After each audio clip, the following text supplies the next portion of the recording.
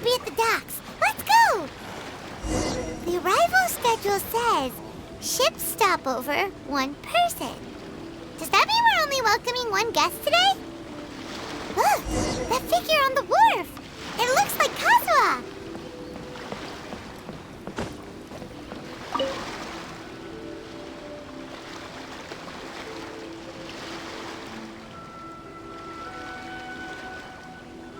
Greetings, traveler in Paimon. I heard there would be guides for the Iridori Festival, but I didn't expect it would be you two. We didn't expect to see you either! Returning as a guest for the Iridori Festival, no doubt. I was a little surprised myself when I received the invitation. But after wandering the outside world for so long, it's good to have an opportunity to return to my homeland and pay respects to my old friends. Kazuha, when we saw you in the distance just now, you seemed to be looking for something. What happened? Ah, yes. You see, when I came off the boat with everyone just now, I suddenly heard light footsteps around me. I could tell they were not footsteps of a regular passenger. But by the time I turned around, the person had already disappeared. I only heard a splash come from below the pier. Even though I didn't manage to catch a glimpse of them, I found this strange piece of paper by my feet. Oh, does the paper happen to have a poem written on it? Huh. How did you know?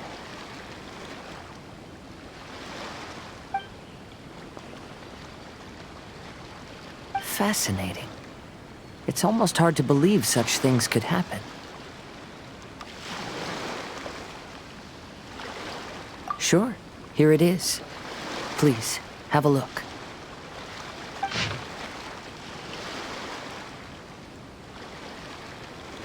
Last time, Aoi no Okina's poem ended with a reference to Akahito.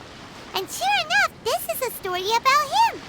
The story this time basically says that Akahito got his name from his love of red seals.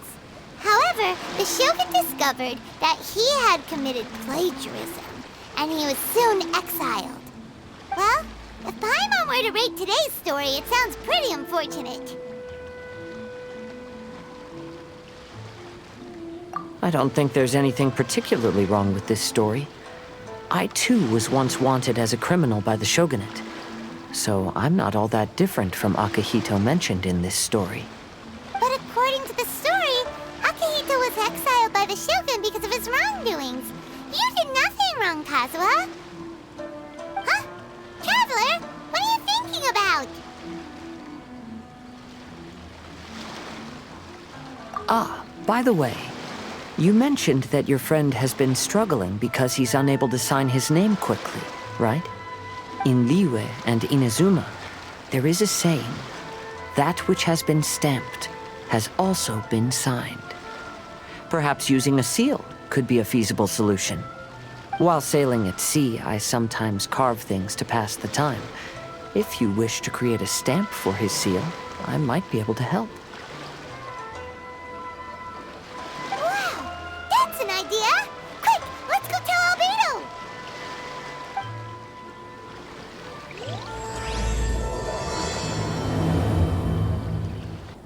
Albedo, we figured out a way to help Xingqiu!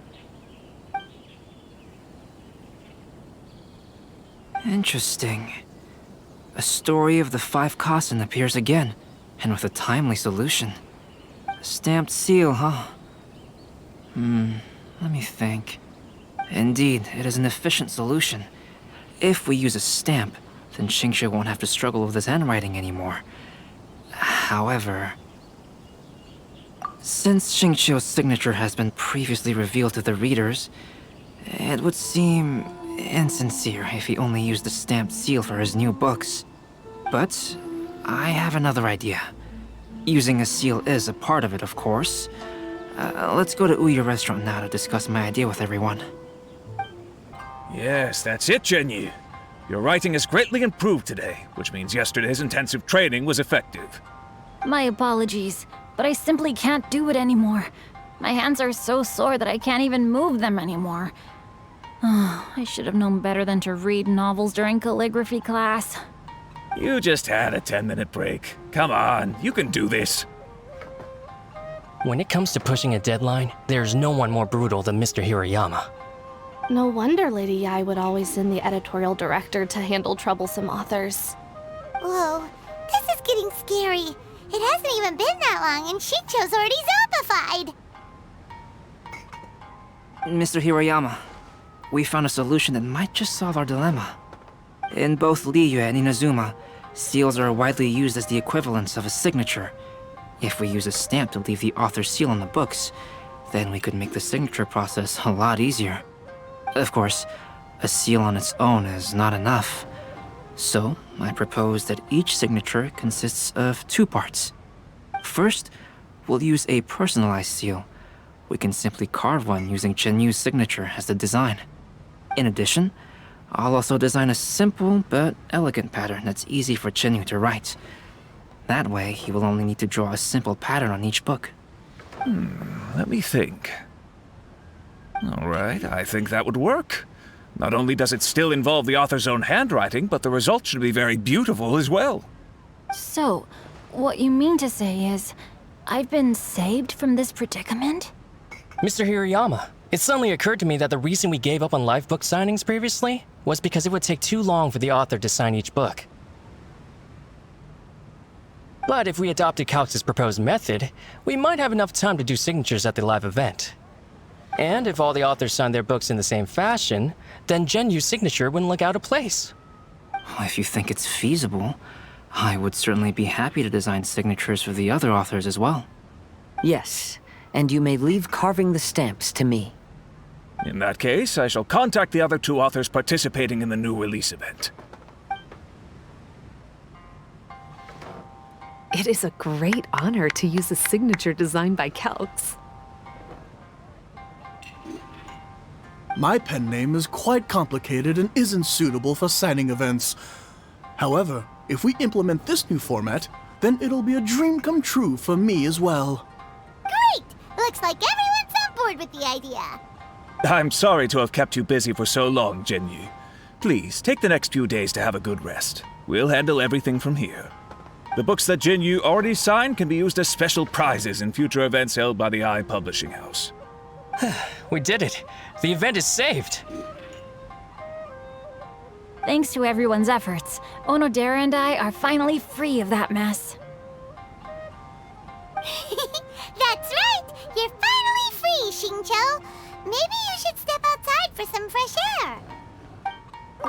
Onodera, please inform Lady Ai of the changes in the event planning when you have a moment.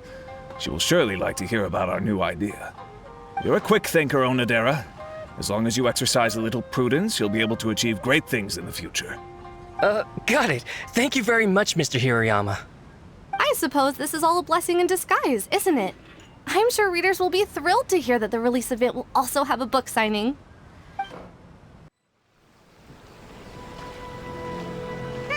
We still have some time to burn. Where should we go next?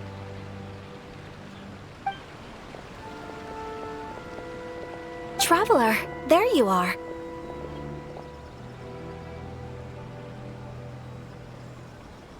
Oh, it's Ayaka! And Venti! That's an interesting combo. I was just going to the festival venue to prepare the Ikebana lesson when I found a strange piece of paper on a flower stand. This bar just happened to be close by at the time. He informed me that you've also found similar papers recently. As such, we came together to find you two. But the paper she found isn't quite the same as the ones we found before. Here's the paper. Please have a look.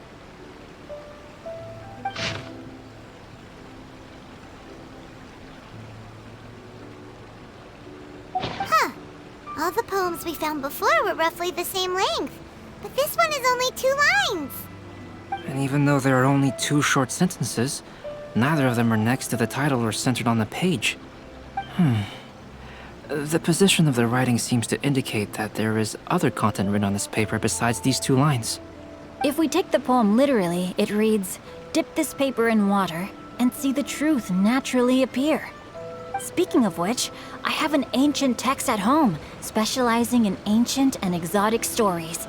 It mentions a special ink that will show itself when wet and disappear when it's dry. So, shall we give it a whirl? It just so happens that there's a pond nearby.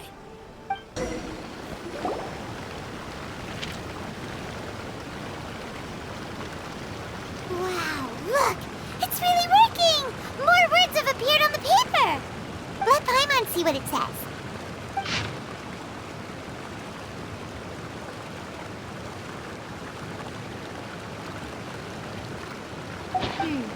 The story says that after Sumimzone got the collection of poems from Akahito and put them into a stream of water, the plagiarized words in the poem became blurry.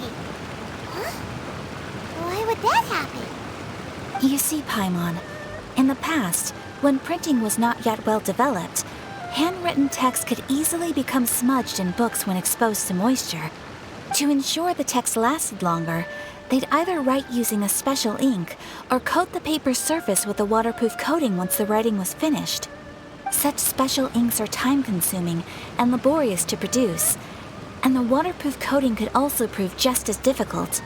However, since Akihito's poetry collection was an important gift to be presented to the shogun, surely one of those two methods was used to protect it.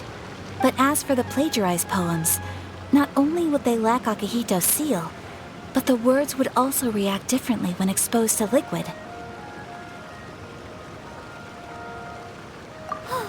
Which means Akahito didn't plagiarize his work. He was set up! Yes, it appears that this is the truth that Sumizome's story is trying to convey.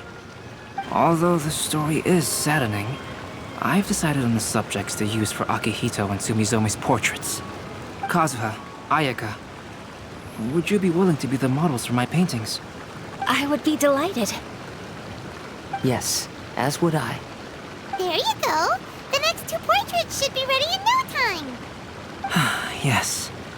And now that all 4 stories have all been collected, the story of the 5 Kasen is now fully completed.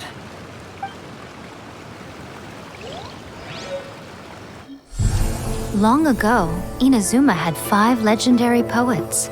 People bestowed upon them the title of the 5 Kasen. One year, the poet Suiko made his way to Tenshukaku and presented the Kasen's work for the shogun's perusal. But a page from the works of Aoi no Okina had been torn out, and Suiko was questioned regarding the matter. Suiko pleaded guilty. He admitted to drinking at the tavern the night before, and vaguely recalled a mysterious figure approaching while he was intoxicated. That figure was none other than Aoi no Okina himself. This turn of events had begun with an unnamed individual, under whose coercion, Aoi no Okina was forced to take drastic measures to retrieve a page of poetry. He knew nothing of this individual's true intentions. All he knew was that the poem had to do with an old acquaintance, Akahito. Akahito had once belonged to the 5 Kasen. Each poem he composed, he marked with a scarlet red seal, hence the Aka in his name. Such a distinguished writer was he, and yet one of the poems he had submitted the previous year was found to be plagiarized. Akahito was exiled for his crimes, and only 4 of the 5 Kasen remained. Sumimzone went over Akihito's poems and noticed that the plagiarized poem lacked his seal. She immersed his poetry in a stream nearby, and only on the plagiarized poem did the ink run. Aoi no Okina passed by and witnessed Sumimzone's doing, which he then recorded in a poem. Thus transpired the events of Suiko's poetry submission, and this is where the story comes to an end.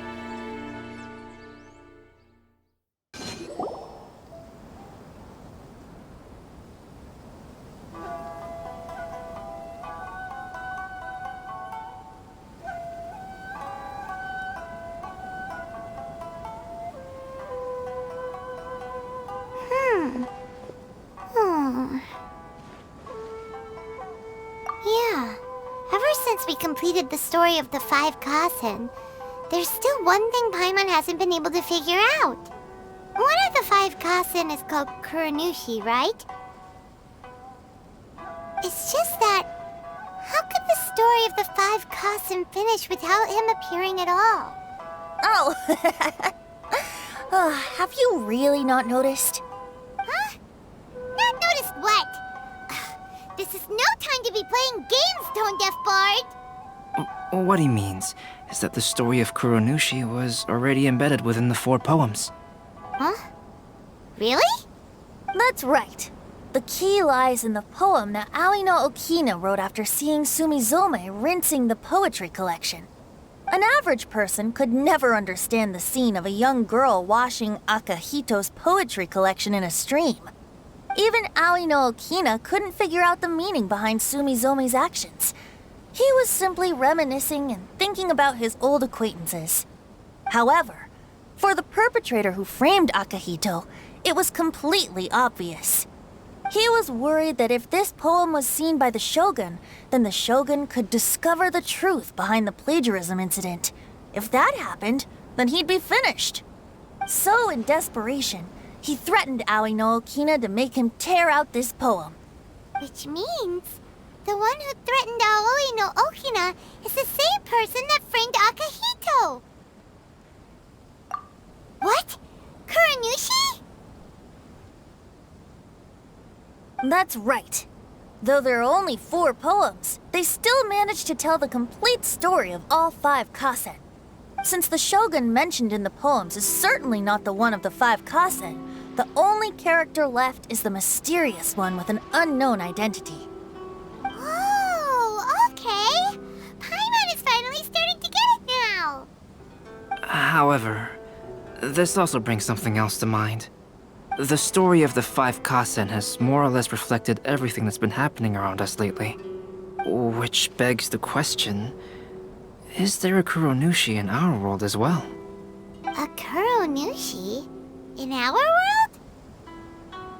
Speaking of which, I wonder if our dear Kazuha has come up with anything. Oh, right! Kazuha! He's been pretty quiet this whole time. Let's ask him! Hey, Kazuha! Are you okay? You've been standing in front of this blank canvas for a while, and you don't look so good. Apologies for making a wild assumption, but has the story of the 5 Kasen reminded you of anything? Yes. A few things did come to mind, actually. However, they were nothing more than some past incidents regarding my family. I don't mind sharing the stories, but I'd prefer not to bring you any more trouble. Hey, we're all friends here, Kazuha. You can always tell us whatever's on your mind. Kaedehara, please forgive my assumption, but perhaps you were thinking of the Raiden Gokaden? The Raiden Gokaden? What's that? It appears that Miss Kamisato and I were thinking of the same thing. But it also has much to do with the Yashiro Commission. It would be improper to speak of it here without the consent of Miss Kamisato. It's fine. Those of us here are all trustworthy, so there isn't any harm in it. However, this matter is somewhat complicated and may be difficult to explain. Let me start with the Raiden Gokaden. As you all know, the Yashiro Commission's primary purpose is managing ceremonial and cultural affairs, and Inazuma's art of forging swords is a very important part of our culture. The Raiden Gokaden were once the top 5 schools of the forging art in Inazuma. Although these families were swordsmiths by craft, they also held many important positions in the Yashiro Commission. Unfortunately, of the 5, only the Amenoma art still maintains its artisan lineage. The descendants of the Ishin art are also still alive, but the craft has been lost to time. The descendants of the Ishin art are none other than the Kaedehara family. Whoa! We knew Kazuha came from a noble family, but we had no idea about his connection to the Yashiro Commission and sword making. Yes, but that's all part of the past now. The Ishin art was lost with my great-grandfather's generation. My grandfather was dissatisfied with my great-grandfather's lack of effort. When he was young, my grandfather traveled all over Tevat to find a way to revive the family business. But it was to no avail. And in my generation, our last remaining family property was lost as well. I heard my elder brother mention that the decline of the Raiden Gokaden happened very rapidly. In the span of a few decades, 3 of the families suffered various misfortunes and disappeared completely. Later, there was speculation that all of these misfortunes stemmed from some background machinations, meaning that someone wanted to wipe out the Raiden Gokaden.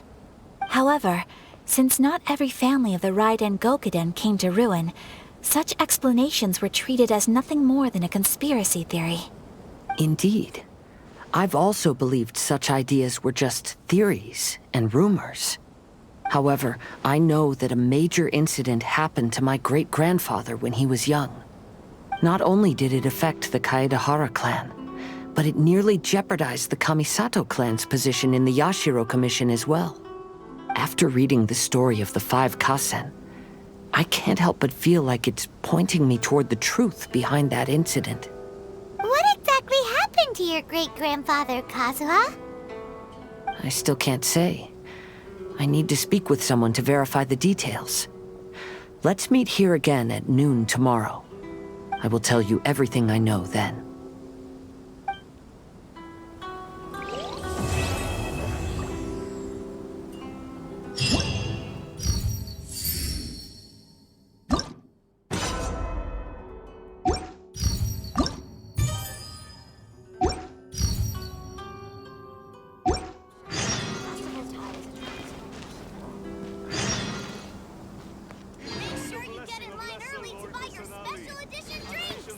Now 10% off. Competition is now underway. Take part and